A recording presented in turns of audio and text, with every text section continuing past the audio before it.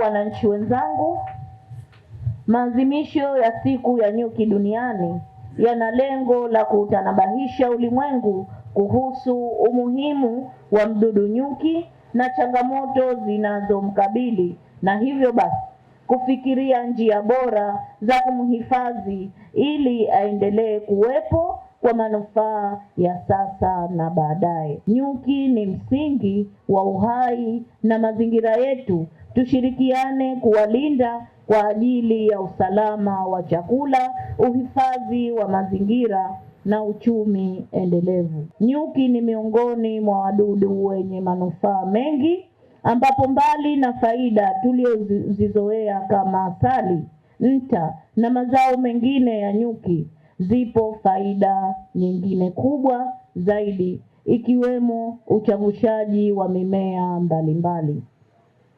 Mimea hiyo ni pamoja na mazao yetu ya mashambani. Tafiti zinaonyesha kuwa 3/4 ya chakula kinachozalishwa duniani kinategemea uchavushaji wa nyuki. Hata hivyo, watu wengi hawatambui na kuthamini umuhimu wa uwepo wa mdudu nyuki.